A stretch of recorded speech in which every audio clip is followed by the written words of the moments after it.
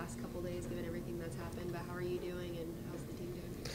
Team's doing fine. It's always a difficult transition when, a coach gets fired and we lose a couple of coaching staff, people that we've grown close to. I've only been here for a few months, but, we lose some good guys and you feel bad for them and their families and all that. And then in the end, you got to pick yourself back up because this is the business of our sport, and we've got to get back to winning games. So we're doing what we can to try to adjust.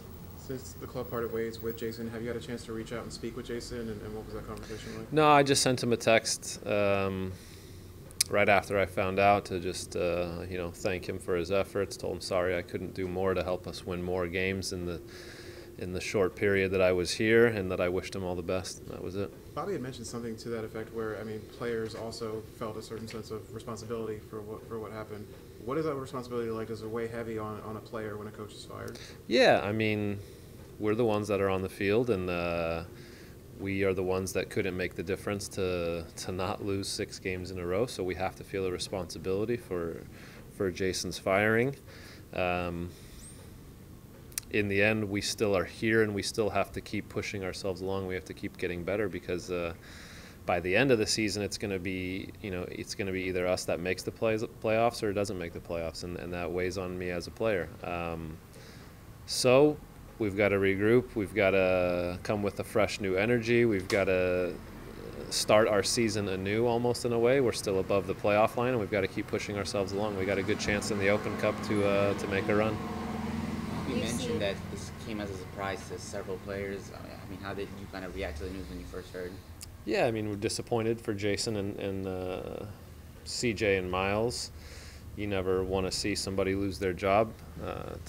It hurts. And then in the end, after the news settled down for a few days, I think we've all just got to find a way to be motivated even more now. And so sometimes these things light a fire underneath the players, and you see a new energy in the team. So hopefully that's what happens. How do you think the psyche of the team is right now, the confidence, and then, with this move happening when it did?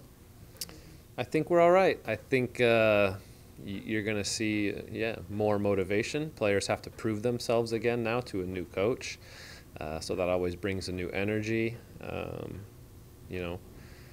I only can relate to this once in my career. With 9 games left in the season at Anderlecht one year, our coach was fired as we went through a bad run of form, especially playing away from home. And the assistant coach took over, and we went on, I think, to win 7 of our last 9 games and end up winning the title again. So I think you see a new level of determination, a new level of focus come in when you have to reprove yourself to a new coach once the coach has been fired. So I hope everybody raises their game a little bit right now. Do you think this is kind of a message from management too? Just when this happened at this point? Well, when things like this happen, the message is something has to change, and so